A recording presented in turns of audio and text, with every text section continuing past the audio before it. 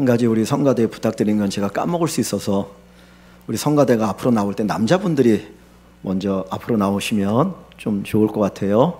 그래서 남자분들이 안쪽부터 이렇게 앉으시고 그 다음에 여자분들이 쓰시면 조금 더 질서 있지 않을까 생각이 듭니다. 우리 옆에 있는 분들하고 인사 좀 나눌까요? 반갑습니다. 감사합니다. 귀한 예배에 오신 여러분들 주님의 이름으로 축복하고 환영합니다. 지난주, 지지난주에 우리 김우영 성도님 우리 교회에서 연세가 제일 많으시죠. 근데 지난 2주 동안 이렇게 아프셔가지고 막 설사하시고 막 다 이렇게 해가지고 고통 가운데 계셨는데 오늘 이렇게 또 예배 오셔서 감사합니다.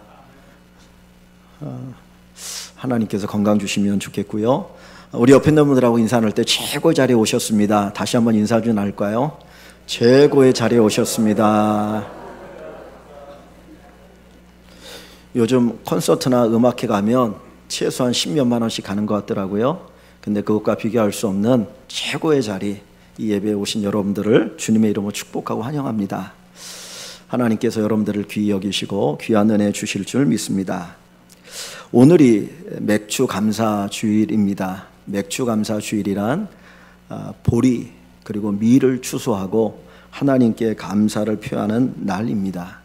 이전에는 우리가 농사를 많이 지었고 봄에 보리를 심고 그리고 나서 추수한 다음에 또 벼를 심어서 보리 추수 맥주 감사 주일이 의미가 있었죠. 그런데 지금은 농사도 짓지 않기 때문에 맥주 감사 주일을 지켜야 되는가라고 하는 의문을 가지는 분들도 혹 있으리라 생각을 합니다.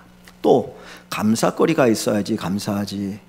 감사를 얘기하면 이제 가만히 생각해 보는 거예요. 내가 뭐 감사할 게 있을까? 그런데 감사거리가 별로 생각나지 않으면 하나님 앞에 뭐 감사할 게 있어야지 감사하지. 그러면서 그냥 먼 이야기처럼 느껴지기도 합니다. 그런데 이런 이야기가 있습니다. 오늘 지금 내가 사는 이 하루가 어저께 죽은 그 누군가에게는 그렇게 간절히 살고 싶은 오늘이라는 거예요. 내가 누리고 사는 것이 극히 평범하고 별 감사할 것이 없는 것 같은데 그 누구에게는 이 하루를 그렇게 얻기 위해서 병원에서 주사를 맞고 치료하면서 하루하루를 기다리고 살기를 소망합니다. 그러니까 뒤돌아보면 우리가 생각하는 감사거리와 다른 감사거리가 우리에게 있을 수 있다라고 하는 것입니다. 여러분, 저와 여러분들이 감사하지 않는 이유가 무엇일까요? 많은 사람들은 감사거리가 없어서 감사하지 않는다라고 이야기합니다. 그러나 정확하게 말하면 감사하지 않기 때문에 감사거리가 없는 겁니다. 감사하면 감사거리가 눈에 보이는데 감사하지 않기 때문에 감사거리가 보이지 않습니다. 감사의 눈으로 보면 모든 것이 감사거리입니다.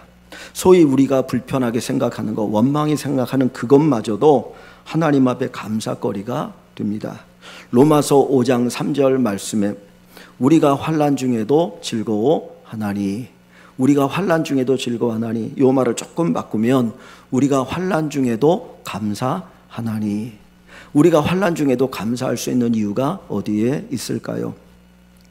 작년 12월 달에 크리스마스를 준비를 할 때였습니다. 우리 유초동부에서 크리스마스 준비를 한다고 예배 끝나고 이제 아이들이 모여 있었는데 그 4층에 탁구대를 놨었거든요. 근데 탁구대가 넘어지면서 초등학교 5학년 아이의 발가락을 꽉 쥐면서 엄지 발가락이 으깨졌어요. 처음에는 전사님한테 제가 얘기를 들을 때는 탁구대가 망가졌습니다. 이제 그렇게 얘기를 들었는데 나중에 보니까 병원 가서 진찰하고 나니까 엑스레이를 찍으니까 엄지발가락이 으깨진 거예요. 그래가지고 이제 수술을 해야 되는 상황이 돼서 저도 교회에서 처음 당하는 일이었고 또 그 어머니도 아이가 그렇게 되니까 얼마나 놀라고 걱정이 되었겠습니까? 그래서 저도 걱정이 되어서 이제 진행을 하고 병원에 가서 신방을 하고 아이를 위해서 기도해 주고 저도 놀랐고 엄마도 놀라서 달래면서 왔거든요. 그런데 감사한 거는 그 치료비가 이 화재보험에서 나온 부분이 있어서 생각지 않게 또 치료비를 댈 수 있었습니다. 그런데 그 어머니가 일부 예배 때 오시는 우리 집사님인데 코로나 이전에는 열심히 잘 같이 예배를 드렸는데 코로나 이후에 예배 생활이 좀 뜸해진 부분이 있었거든요. 그래서 사실 더 걱정이 된 거예요. 그랬는데 감사한 거는 아이도 건강하게 잘 수술을 받았고 그 어머니 집사님도 내가 이건 아닌 것 같다, 아마 그렇게 생각을 하셨던지 매 주일마다 나와서 예배를 드리는 예배 회복이 생겼습니다. 또 하나님께서 우리 윤우라고 하는 아이인데 윤우의 발가락을 깨끗하게 치료해 주시고 앞으로 평생 살아가는데 아무런 불편이 없게 하여 주실 것을 믿습니다. 그냥 그 한순간을 보면 환난이에요. 근심거리고 걱정거리입니다. 그런데 우리가 믿음의 눈으로, 감사의 눈으로 바라보면 감사거리가 될 수 있다는 거죠. 성경은 이야기합니다. 천하를 얻고도 목숨을 잃으면 무슨 의미가 있겠느냐. 우리가 이 땅에 수많은 것들을 누리고 살아도 믿음을 잃어버리면, 저 영원한 천국에 가지 못하면, 예수를 믿지 않으면 그 삶은 헛된 삶일 수 있고 실패한 삶이 되는 거잖아요. 그런데 하나님께서 그 환난을 통해서 다시 믿음을 세워주시고 또 하나님께서 역사하여 주시는 손길이 있는 것을 믿고 감사를 드립니다. 환난은 인내를 낳고 인내는 연단을 낳고 연단은 소망을 이루느니라. 여러분, 감사거리가 있어서 감사하는 것이 아닙니다. 감사하면 감사거리가 보입니다. 내가 아픈 것도, 내가 힘든 것도, 때로는 실패한 그 자체도 감사거리가 되어지고, 하나님 실패하게 하셔서 감사합니다, 이 고백까지 이르는 귀한 은혜가 있을 줄 믿습니다. 감사에서 중요한 것은 감사거리가 아니고 감사의 방향이에요. 내가 누구에게 감사하느냐, 내가 누구에게 감사하는가. 오늘 우리에게 가르쳐주는 것은 감사는 결과 중심, 조건 중심이 아니고 우리를 사랑하시는 분에 대한 신뢰 고백이다. 그래서 감사는 믿음의 고백이고 믿음의 결과입니다. 세상은 내가 얼마나 이루었느냐, 내가 얼마나 가졌느냐, 내가 얼마나 높은 자리에 있느냐, 어떤 결과를 보고 감사합니다. 그러나 성경이 우리에게 말하는 감사는 출처에 대한 감사예요. 그것을 누가 주셨느냐, 그것을 누가 누리고 살게 하셨느냐, 이것들을 기억하며 감사하는 것입니다. 시편 107편 1절, 우리가 아까 교동문에도 보았던 것처럼 한번 같이 읽어봅니다. 여호와께 감사하라, 그는 선하시며 그 인자심이 영원하미로다. 아멘. 시편 100편 이하에 보면 감사에 대한 고백이 많이 나옵니다. 찬송에 대한 고백이 많이 나오는데 여호와께 감사하라, 여호와께 감사하라. 왜 감사라고 말씀하셔요? 그는 선하시고 인자하심이 영원하미로다. 하나님이 선하시고 하나님이 인자하신데 그 선하심과 인자하심이 영원하기 때문에 우리가 하나님 앞에 감사할 수 있습니다. 오늘 우리가 읽은 이 야고보 1장 17절에도 그는 변함도 없으시고 회전하는 그림자도 없으시니라. 영원하셔요. 변치 않으시는 분이십니다. 그렇기 때문에 그 하나님 앞에 우리가 감사할 수가 있습니다. 사람은 얼마나 변덕스러운지 몰라요. 어제 다르고 오늘 다르고 내일 다르고 그 인간의 모습 아닙니까? 그래서 안 되니까 뭐예요? 계약서를 쓰지 않습니까? 이 계약을 지켜야 되지 않으면 뭐 몇 배를 물어낸다, 그런 조건을 달아서 계약서를 합니다. 그런데 우리가 믿는 하나님은 결코 변함이 없으시는, 회전하는 그림자조차도 없으시는 하나님이시기 때문에 그 하나님의 선실하심과 인자심을 따라서 우리가 감사할 수밖에 없습니다. 우리가 감사하는 이유는 내가 얼마를 가졌느냐, 나의 조건이 얼마나 좋으냐가 아니라 하나님 그 자체 때문에 감사하는 거예요. 내가 믿는 하나님 때문에, 나를 구원하신 하나님 때문에 저와 여러분들이 감사하기를 소망합니다. 그래서 성경이 가르쳐주는 감사는 감정이 아니고 관점이고 신앙 고백입니다. 감사는 신앙의 고백입니다. 어디를 향해서, 누굴 향해서 감사할 것이냐. 야고보서 1장 17절 말씀 다시 보시면 모든 좋은 은사들과 온전한 선물들이 위로부터 빛들의 아버지께로부터 오나니 그랬어요. 우리가 누리고 살아가는 모든 것들이 누구로부터 온다고요? 빛들의 아버지이신 하나님으로부터 온다는 겁니다. 여러분, 우리가 읽지 않았지만 야고보서 1장 여기 13절부터 좀 보겠습니다.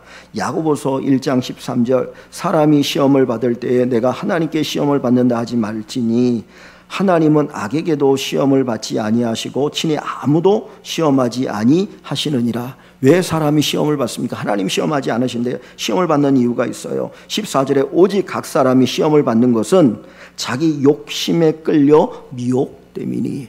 욕심에 끌려 미혹되어서 시험을 받는데 내 욕심을 채우기 위해서 애쓰다 보니 시험을 받고 죄를 지을 수 있다는 거죠. 그래서 그 뒤에 보면 욕심이 잉태한 즉 죄를 낳고 죄가 장성한 즉 사망을 낳느니라. 내 사랑하는 형제들아 속지 말라. 그러면서 17절에 온갖 좋은 은사와 온전한 선물이 다 위로부터 빛들의 아버지께로부터 내려온다 그랬어요. 여러분, 내가 욕심을 내서 많은 것을 얻는 게 아닙니다. 누가 우리에게 주셔야 되는 거예요? 하나님 아버지, 빛들의 아버지가 우리에게 주셔야 합니다. 위로부터 내려와야 받을 수 있거든요. 근데 이것을 모르니까 악착같이 욕심을 부리면서 더 많은 것을 얻으려고 합니다. 그러다가 사람이 뭐를 당합니까? 시험을 받는다는 거예요. 하나님께서 우리에게 주시는 분이십니다. 그러므로 우리가 감사할 때 내가 얼마를 가졌느냐의 문제가 아니고 이것들을 누리게 하시는 분이 누구인가를 우리가 생각하고 그 하나님 앞에 감사할 수 있어야 할 줄 믿습니다. 감사거리를 보는 것이 아니라 감사거리를 주시는 하나님 앞에 우리가 감사하고 하나님을 더 깊이 알아가는 은혜가 있어서 감사가 풍성한 우리 모두가 되기를 주의 이름으로 축원합니다. 27절과 18절 말씀에 보면 우리가 감사해야 될 하나님이 어떤 분인지를 우리에게 가르쳐주고 있는데 17절 말씀을 같이 한번 읽어봅니다. 온갖 좋은 은사와 온전한 선물이 다 위로부터 빛들의 아버지께로부터 내려오나니 아멘. 온갖 좋은 은사와 온전한 선물이 다 위로부터 빛들의 아버지께로부터 내려온다 그랬어요. 좋은 은사와 온전한 선물은 하나님으로부터 우리에게 오는 것입니다. 예전에 이런 말이 있습니다.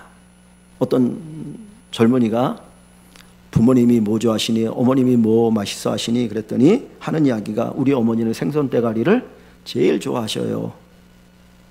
생선 대가리가 맛있어서 좋아하는 게 아니고 자식에게 좋은 거 주고 싶어서 살코기는 자식에게 주고 어머니는 생선 대가리를 먹는 거죠.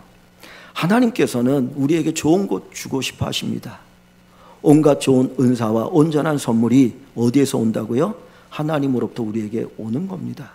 우리가 누리고 사는 모든 것들은 다 하나님이 우리에게 주신 것입니다. 여기 좋은 은사라고 하는 것은 굿 기프트예요. 좋은 선물. 또 온전한 선물은 퍼펙트 기프트입니다. 조금도 부족함이 없는 것. 다윗이 시편 23편 1절에 여호와는 나의 목자시니 내게 부족함이 없으리로다. 여호와 하나님으로 인하여 내게 부족함이 없으리로다. 하나님께서 다른 사람 몰라도 나에게는 결코 부족함이 없도록 나에게 필요한 것들을 채워 공급해 주신다. 하나님께서 사랑하는 성도 여러분 한 분 한 분에게 필요한 것들, 좋은 것들, 완전한 것들, 그리고 부족함이 없는 것들로 채워주시는 그 축복이 있음을 믿으시기를 간절히 소원합니다. 하나님이 우리에게 주시는 것 가운데는 하나도 나쁜 것이 없어요. 혹 고난이 일지라도 그 고난마저도 우리에게 유익되니까 주시는 거죠. 환난은 인내를 낳고 인내는 연단을 낳고 연단은 소망을 이루느니라. 그래서 환난 중에도 우리가 즐거워하고 감사할 수 있게 되는 것입니다. 두 번째로 17절 뒷부분을 같이 읽어봅니다. 그는 변함도 없으시고 회전하는 그림자도 없으시니라. 하나님께서는 완벽한 분이십니다. 완전한 분이시고 항상 그 자리에 계시는 분이십니다. 하나님은 우리를 멀리한 적이 없어요. 우리가 하나님을 멀리 했을 뿐입니다. 우리가 어떤 상태이든지 하나님 항상 그 자리에 머물고 계십니다. 내가 변덕을 부리는 것이지 하나님이 변덕을 부리는 경우가 한 번도 없다라고 하는 것입니다. 여러분, 태양은 항상 그 자리에 있어요. 그죠? 태양은 항상 그 자리에 있어요. 그런데 언제는 덥고 언제는 춥고 왜 그렇습니까? 태양이 지구에서 멀리 도망가기 때문인가요? 아니고 지구가 태양을 향해 기울면 더운 것이고 반대가 되면 추운 것 아닙니까? 그죠? 우리 인생도 마찬가지예요. 하나님 항상 그 자리에 있어요. 내가 하나님 앞에 조금 더 가까이 나가면 하나님의 따스함을 느끼고 살아가는 겁니다. 야, 하나님 이렇게 따뜻한 분이네. 하나님 내게 은혜를 주시네. 하나님 내게 사랑을 주시네. 하나님 내게 필요한 것을 공급해 주시네. 이게 느껴지는 거예요. 그런데 하나님 멀리하게 되어지면 우리의 삶에 추위가 다가오는 것이죠. 왜 이렇게 춥지? 왜 이렇게 춥지? 그러면서 하나님이 멀리 있는 것처럼 느껴집니다. 여러분, 태양은 그대로 있습니다. 지구가 돌아갑니다. 지구가 돌아가서 태양 반대편에 있으면 어둠이에요. 그러나 태양을 맛보고 있으면 밝음이에요. 우리 인생이 마찬가지입니다. 하나님을 향해서 얼굴을 들면 우리 인생이 환히 비춰집니다. 그런데 등을 돌리면 어둠이 우리에게 임하게 되어지는 것입니다. 하나님은 변함이 없으셔요. 하나님 회전하는 그림자도 없으셔요. 하나님 항상 그 자리에서 언제든지 우리를 기다리고 계시고 우리와 함께하기를 원하고 계시는 것입니다. 그래서 우리가 주님을 떠났다가도, 우리가 죄를 지었다가도 주님이 생각나면 언제든지 돌아올 수 있도록 우리를 기다리시는 하나님, 마치 집을 나간 탕자를 집을 나가는 그 순간부터 기다리는 아버지처럼 우리에게 사랑을 베풀어 주시려고 우리에게 다가오시는 하나님인 것을 우리가 꼭 기억하기를 원합니다. 하나님은 변함도 없으시고 회전하는 그림자도 없으시다. 이것이 우리에게 큰 은혜요 감사거리가 되기를 주 이름으로 축원합니다. 세 번째로 18절 말씀을 보시면 같이 한번 읽어봅니다. 그가 그 피조물 중에 우리로 한 첫 열매가 되게 하시려고. 아멘. 하나님께서 우리를 첫 열매가 되게 하셨다 그랬습니다. 첫 열매는 추수할 때 표현하는 것인데, 이스라엘 백성들이 이제 추수하게 되어지면은 그 밭에서 첫 곡식단을 이렇게 해가지고 하나님 앞에 드립니다. 그러면서 첫 이삭을 드리고 첫 열매를 드리거든요. 그것은 뭐냐면 하나님의 은혜로 이렇게 농사가 잘 되었습니다. 그리고 첫 것을 드리는 거예요. 그리고 나머지 것도 하나님의 은혜 가운데 잘 추수하게 해주실 것을 믿습니다라고 하는 고백이 거기에 담겨 있는 겁니다. 그런데 그 첫 곡식을 들 때는 가장 좋은 것으로 하나님 앞에 드리는 거거든요. 근데 오늘 이 본문을 다시 한번 보시면 뭐라고 말합니까? 그가 그 피조물 중에 우리로 한 첫 열매가 되게 하시려고 그랬어요. 우리를 첫 열매로 삼으신다. 즉 다시 말하면 하나님에게 있어서 우리가 가장 최고의 존재로 하나님께서 인정하신다라는 겁니다. 우리는 부족해요, 연약해요. 세상은 우리를 바라볼 때 그 사람이 가지고 있는 능력이나 지위나 이런 것들을 가지고 판단하고 평가합니다. 그래서 제가 지지난주에 말씀을 나눌 때 우리가 우리를 바라볼 때 그리스도 안에서 진짜 나의 모습을 봐야 된다 그랬잖아요. 그런데 오늘 말씀 속에 하나님은 우리를 뭘로 여깁니까? 첫 열매, 최고의 존재로 여기신다는 거예요. 왜? 하나님 우리를 사랑하시기 때문입니다. 그래서 하나님께서는 우리가 힘들고 어려울 때, 혹 우리가 죄를 짓거나 하나님의 마음을 아프게 할 때는 가슴 시리도록 하나님이 아파하셔요. 그런데 우리가 잘 되고 우리가 하나님을 찬양하고 예배하고 경배하고 우리의 삶이 복된 삶을 살아갈 때는 마치 하나님께서 하늘을 나는 것처럼 기뻐하여 주십니다. 하나님 그냥 우리를 좋아하셔요. 너는 내 사랑이야. 너는 나의 전부야. 그러면서 하나님께서 저와 여러분들을 그렇게 사랑하십니다.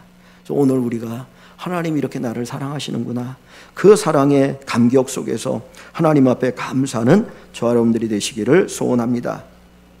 네 번째 18절을 다시 한번 같이 읽어봅니다. 그가 그 피조물 중에 우리로 한 첫 열매가 되게 하시려고 자기의 뜻을 따라 진리의 말씀으로 우리를 낳으셨느니라. 아멘. 우리를 어떻게 했다고요? 낳으셨다. 우리가 하나님의 자녀가 되었다. 하나님의 자녀가 되었다라는 것입니다. 사실 이 18절의 끝부분에 이 한마디 하나님 우리를 낳으셨다라고 하는 것이 모든 것을 다 정리해주고 우리가 하나님 앞에 감사할 수밖에 없는 것을 표현해주고 있습니다. 하나님이 우리를 낳으셨다. 하나님이 우리의 아버지시고 우리가 하나님의 자녀입니다. 우리 없이는 하나님을 이야기할 수 없어요. 또 하나님 없이는 우리를 이야기할 수 없습니다. 하나님이 어떤 존재냐? 우리를 보면 하나님이 어떤 존재인지를 알 수 있는 거죠. 하나님을 보면, 우리가 하나님을 깊이 묵상하면 우리가 어떤 존재인지를 알아갈 수가 있는 겁니다. 그래서 하나님과 우리는 떼어놓을 수가 없어요. 하나님에게 있어서 우리는 뭡니까? 전부예요. 우리에게 있어서 하나님도 전부입니다.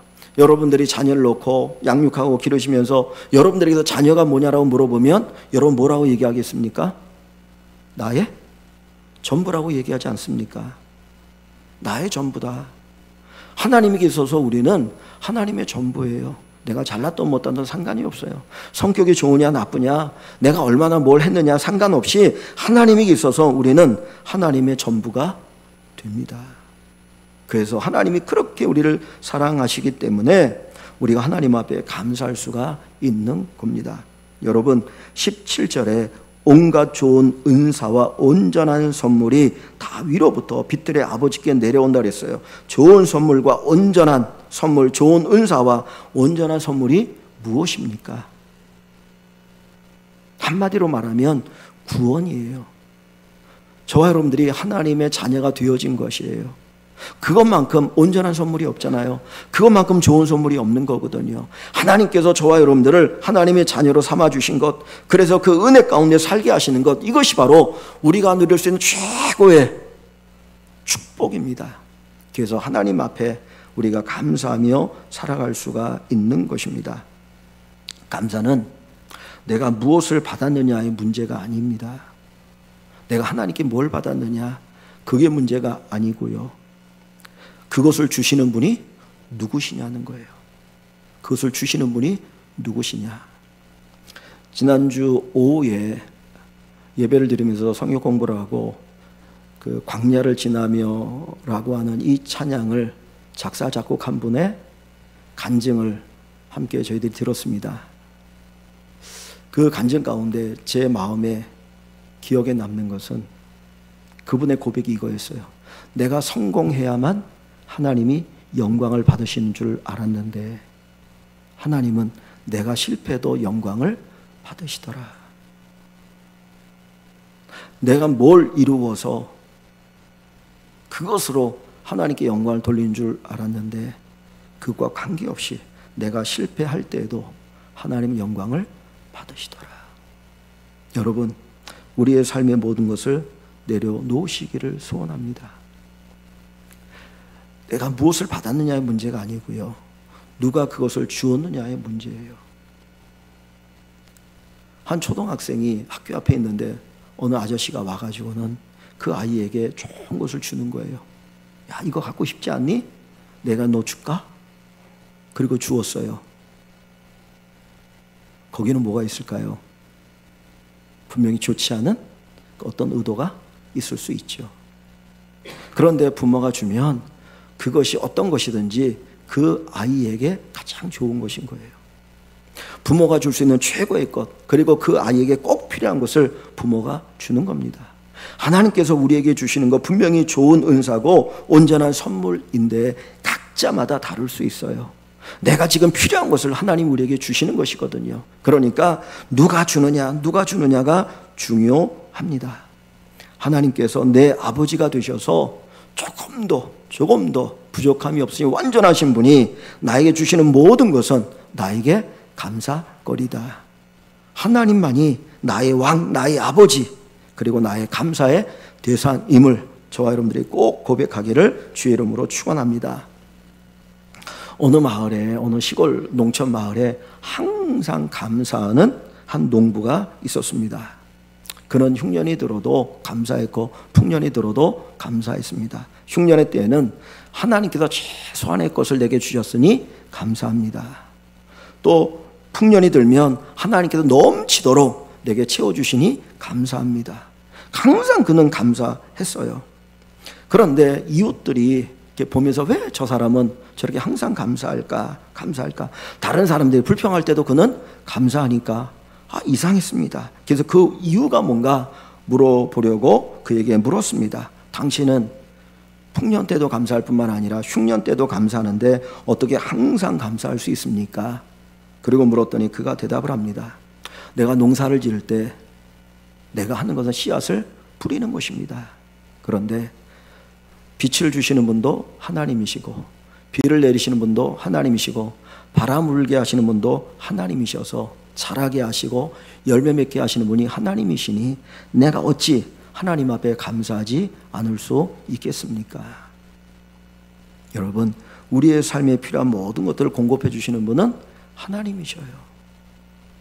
우리를 잘 아신 하나님께서 우리에게 공급하여 주시는 것을 우리가 기억하면서 하나님께 감사하는 저와 여러분들 되시기를 주의 이름으로 축원합니다.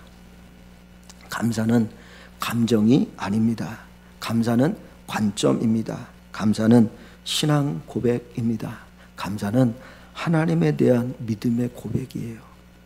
우리가 하나님에 대한 믿음을 가지고 감사를 하는 것이지 우리의 현실을 보면서 감사하는 것이 아닙니다. 골로새서 2장 7절 말씀입니다.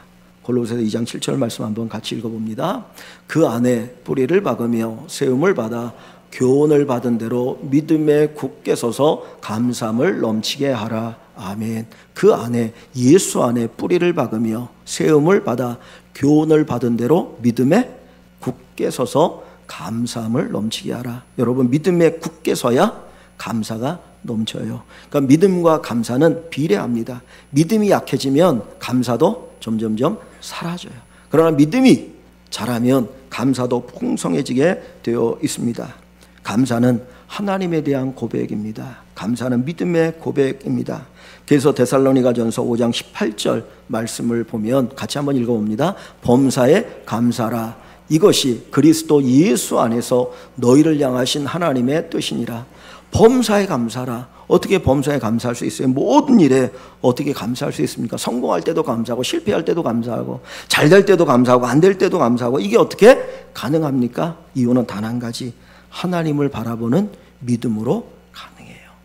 하나님에 대한 그 믿음, 나를 사랑하시고 나를 낳으시고 변함없이 나를 지켜주시고 보호하시고 인도하시는 그 하나님에 대한 감사의 고백이 우리 안에 있기를 소망합니다.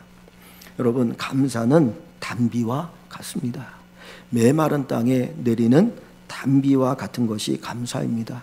여러분, 왜 땅이 메마를까요? 왜 광야가 됩니까? 빛이 강하게 내리쬐는데 비는 내리지 않을 때 광야가 되고 사막이 됩니다. 우리가 잘 돼요. 많은 걸 얻었습니다. 다른 사람보다 더 큰 부자가 되었다고 생각해 보십시오.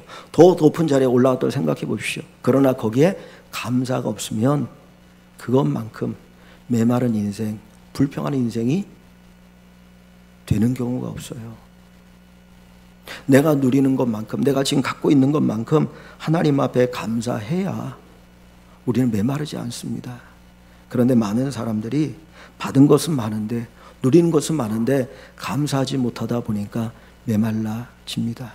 당연하게 생각하니까 메말라집니다. 이 메마른 우리의 삶을 회복시키는 방법은 단비가 내리는 것밖에 없어요. 메마른 땅에 단비가 내려야 그 땅이 쭉쭉이 적셔지면서 씨앗이 심기고 씨앗이 싹을 피우고 자라고 열매를 맺게 되어집니다. 우리의 삶의 회복도 결국은 감사에서 시작됩니다.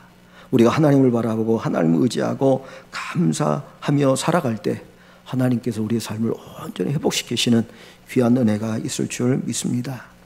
감사거리가 있어서 감사하는 게 아니고 감사할 때 감사거리가 보입니다. 하나님 앞에 감사하는 것입니다. 내가 하나님을 온전히 바로 믿으면 감사하게 되어지고 그리고 감사거리가 보이게 되어서 모든 것에 감사할 수 있는 저와 여러분들이 되어질 줄 믿습니다. 오늘 맥주 감사주의를 보내면서 우리 사랑하는 성도 한 분 한 분이 하나님 앞에 감사하는, 그냥 하나님 때문에 감사하는 귀한 은혜가 있기를 주의 이름으로 간절히 축원합니다.